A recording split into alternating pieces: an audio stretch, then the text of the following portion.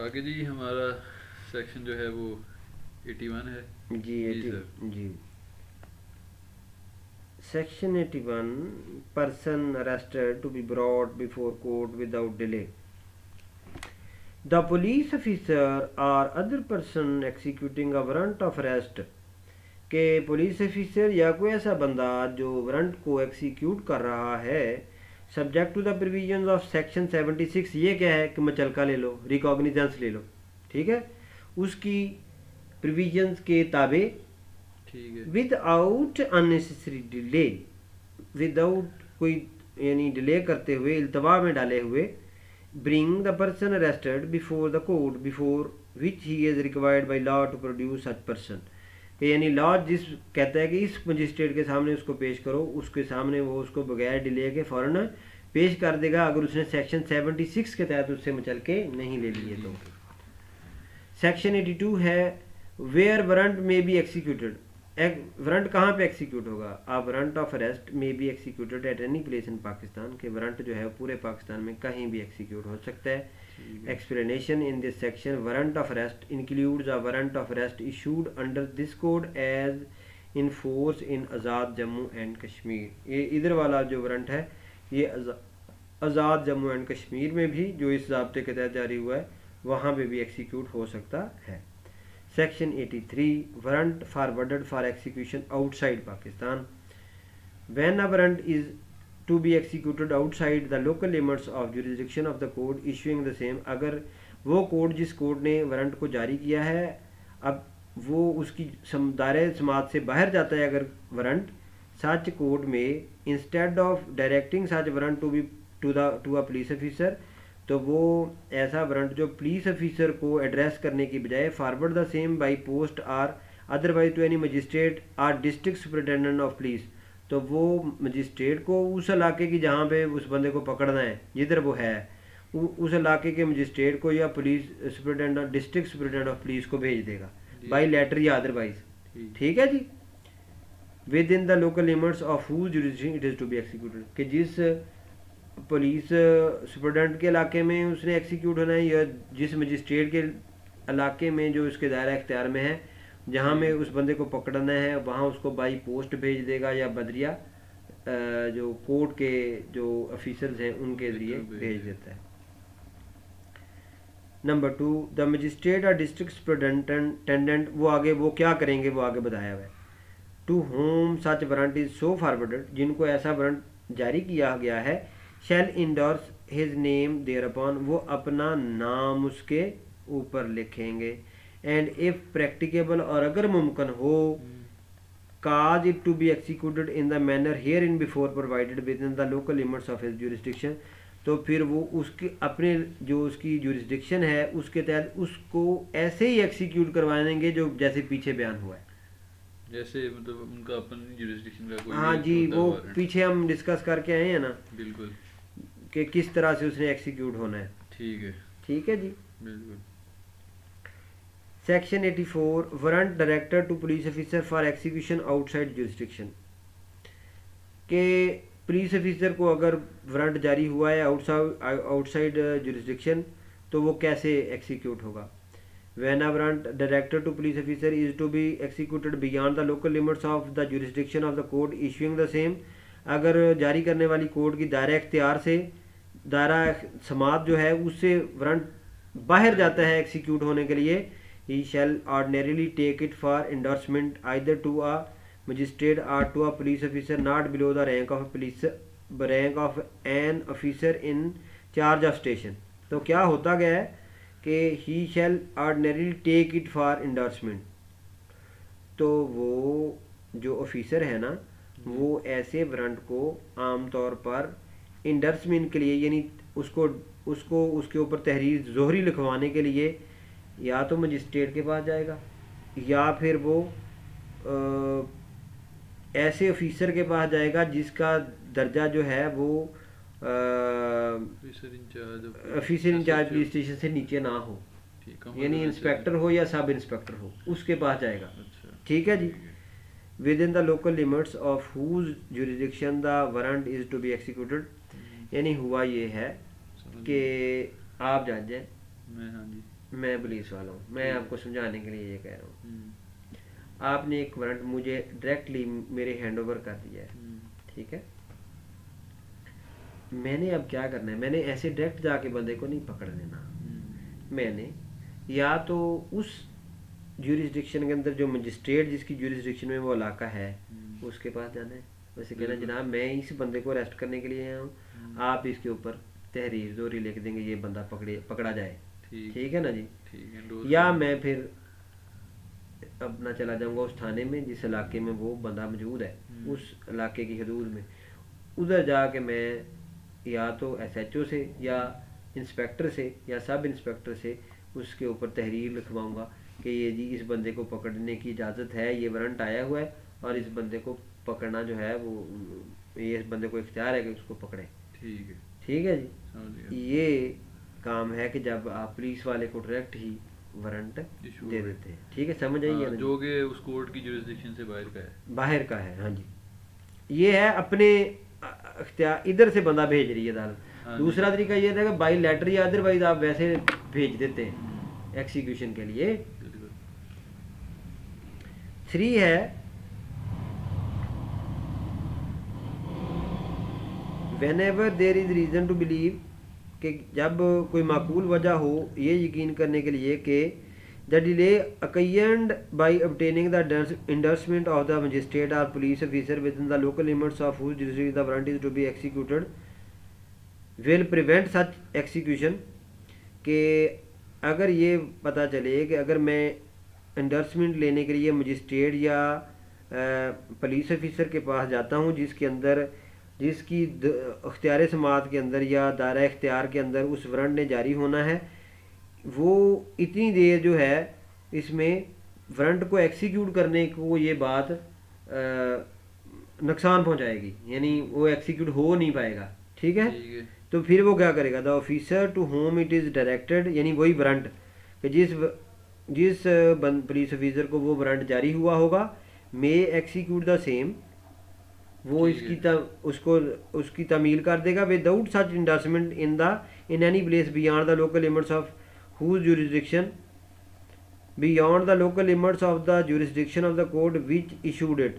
तो फिर वो उधर जाके फॉरन डायरेक्ट ही उस जो है वारंट है उसको एक्सिक्यूट कर देगा, ठीक है। मतलब कि अगर मुझे लग रहा है कि जितनी देर में मैंने SHO या साइन करवाने हैं मजिस्ट्रेट से पूछूंगा बंदा भाग जाएगा, तो जाके वो सीधे ही पकड़ ले उसे, वही भी कर सकता है। 85 है procedure on arrest of person against whom warrant issue. जब बंदा पकड़ लिया तो फिर क्या प्रोसीजर इख्तियार किया जाना है। When a warrant of arrest is executed outside the district in which it was issued, जब आउटसाइड डिस्ट्रिक्ट वारंट एक्सिक्यूट हो गया है फिर क्या होगा, द पर्सन अरेस्टेड शैल, वो बंदा जिसको अरेस्ट किया गया है, shall unless the court which issued the warrant is within 20 miles of the place of arrest, अगर तो वो court unless the court which issued the warrant is within the 20 miles of the place of arrest, अगर तो वो अदालत जिसने उस warrant को जारी किया है, ठीक है, वो 20 मील से ज़्यादा के फासले पर मौजूद नहीं है, तो क्या होगा, or is nearer than the magistrate, or is nearer than the magistrate or district superintendent of police within the local limits of whose jurisdiction the arrest was made, यानी वो मजिस्ट्रेट करीब है मगर वो मजिस्ट्रेट जिसके दायरा इख्तियार में जिसके दायरा इख्तियार के अंदर उसको पकड़ा गया है, या वो सुपरिटेंडेंट ऑफ पुलिस जिसके दायरा इख्तियार में उसे पकड़ा है वो दूर है मगर वो मजिस्ट्रेट करीब है, समझ गया हूँ, ठीक है जी। तो क्या होना है जी, तो होगा कि or unless security is taken under section 76, या जब तक वो उसे सिक्योरिटी नहीं ले लेता है, ठीक है जी।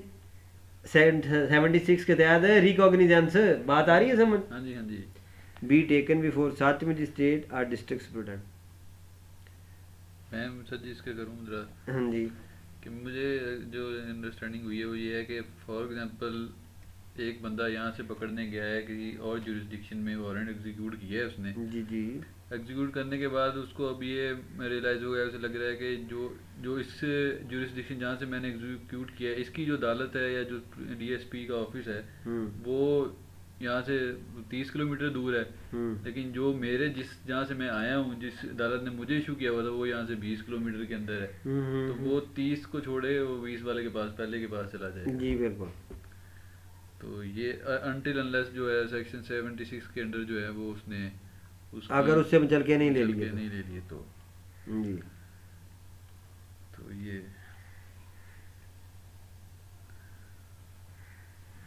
अदरवाइज अगर ना हो 20 किलोमीटर के अंदर तो अच्छा, ये आप जो ऊपर शेल आया है ना, arrested person shall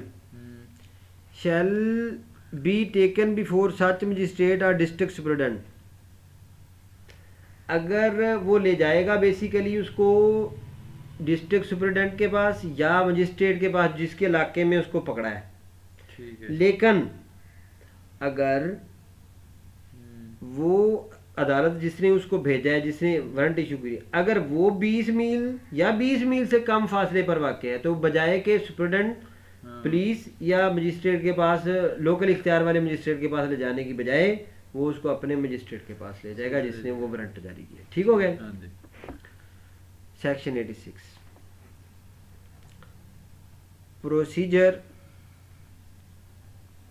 bye magistrate before whom person arrested is brought, के जो मजिस्ट्रेट है वो क्या प्रोसीजर अडॉप्ट करेगा जिसके पास बंदा को अरेस्ट करके लाया जाता है। सच मजिस्ट्रेट और डिस्ट्रिक्ट सुपरिटेंडेंट, यानी ये वो वाले हैं जो जिनके पास उसको लेके जाना है। हाँ जी, ऊपर वाली बात। मतलब अच्छा हाँ, जो साइड जुरिस्डिक्शन वाला। हाँ जी बिल्कुल, वही प्रोसीजर चल रहा है। हाँ जी। Shall, if person arrested appears to be the person intended by the court which issued the warrant, direct his removal in custody to such court। पहला काम वो ये करेंगे कि अगर तो वो वही बंदा है जिसको वो कोर्ट अरेस्ट करवाना चाहती है, तो वो उसको उस बंदे को उस कोर्ट के पास भिजवा देगा। ठीक है। ठीक है। दूसरा, प्रोवाइडेड दैट, बशर्ते के if the offence is bailable, आप मजिस्ट्रेट के सामने पेश है ना, तो वो क्या करेगा, if the offence is bailable, अगर ऑफेंस काबिल ज़मानत है, and such person is ready and willing to give bail to the satisfaction of such magistrate, और वो बंदा जिसके सामने वो पेश हुआ है उसकी सेटिस्फेक्शन के लिए मुचलके देने के लिए तैयार है और रेडी है। ठीक है। डिस्ट्रिक्ट सुपरिटेंडेंट यानी मजिस्ट्रेट या district superintendent, or a direction has been induced under section or a direction has been indused under section 76 on the warrant, या जो है वो अंडर सेक्शन 76 के तहत उसके ऊपर इंडर्समेंट लिखी हुई है।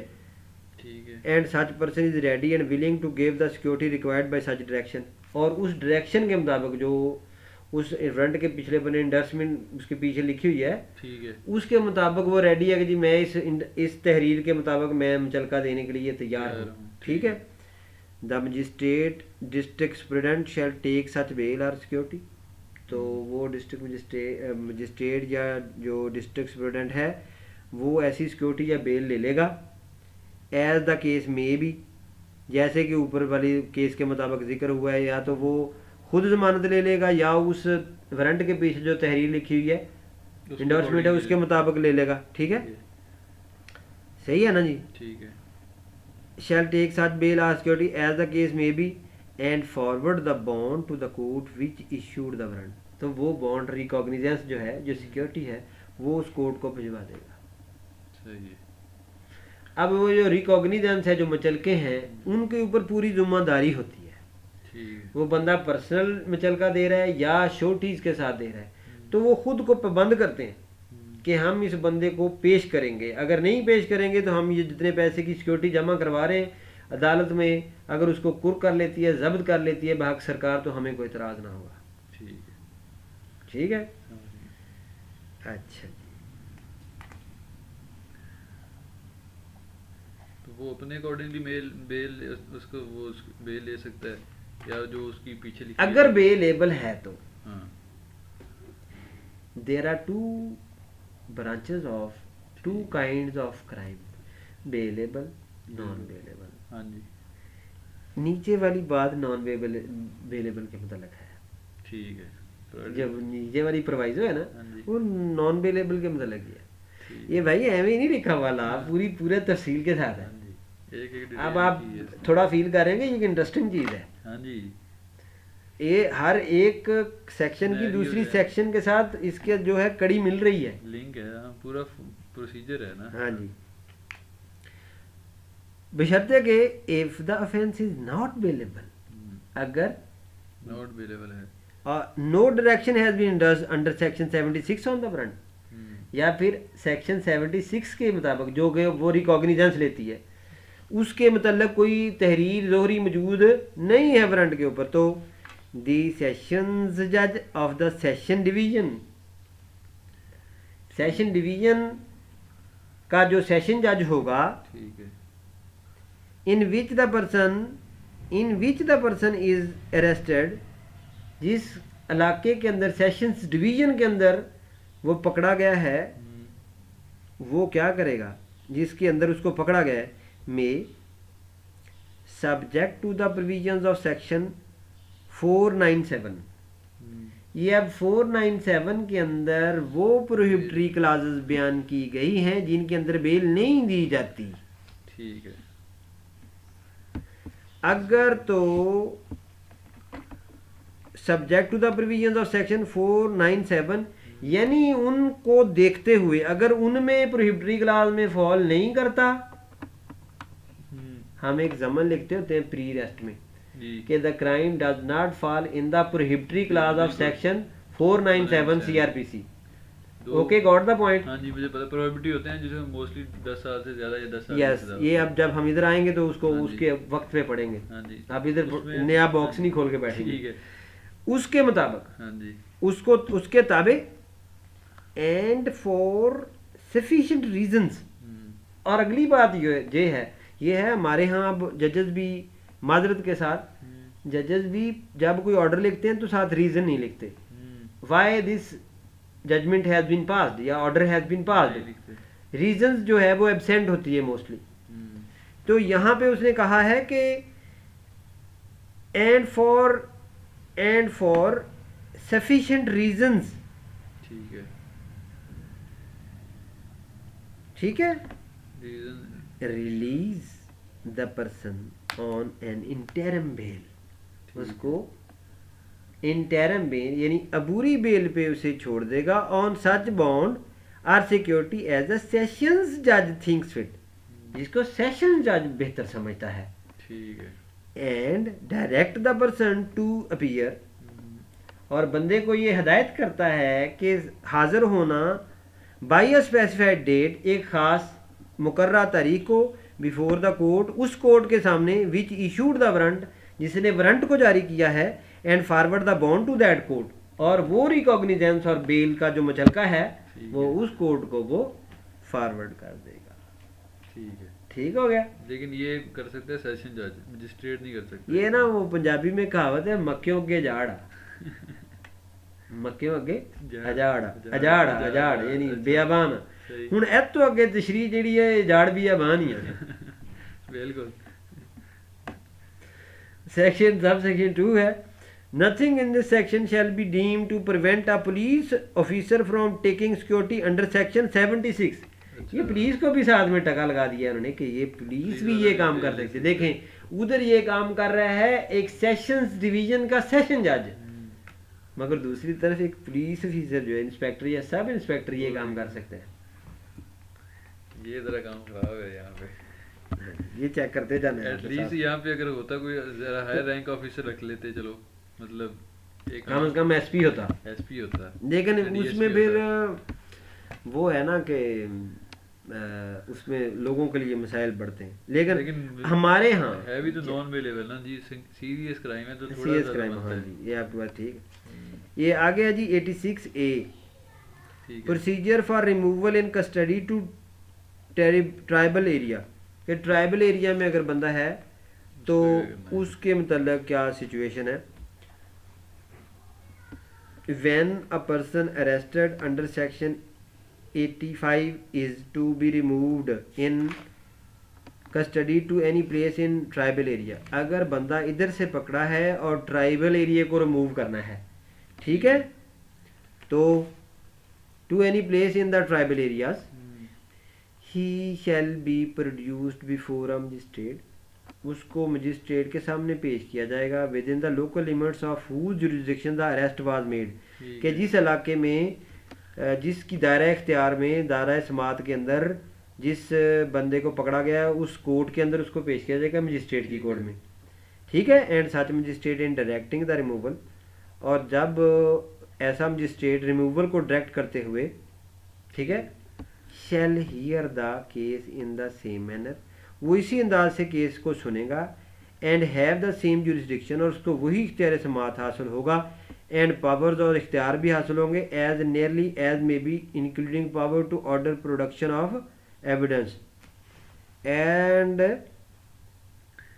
the same jurisdiction and powers as nearly as may be including the power to order the production of evidence, जैसा कि उसको एविडेंस जो कॉल करने के इख्तियारात हासिल होते हैं उसके मुताबिक उसको ये इख्तियारात हासिल होंगे, एज इफ जैसे कि the person arrested were charged with an offence committed with in the jurisdiction of such magistrate, तो वो ऐसे ही फील कराएगा, ऐसे ही अमल करेगा जैसे कि वो जुर्म उसकी अपनी इलाके यानी उसके इख्तियार समात के अंदर वकूअ पज़ीर हुआ है, ठीक है, और वो सारी एविडेंस कलेक्ट करने का भी होगी, तो उसको इख्तियार हासिल होगा उस वक्त उस मजिस्ट्रेट को जिसके सामने उसको पेश किया गया।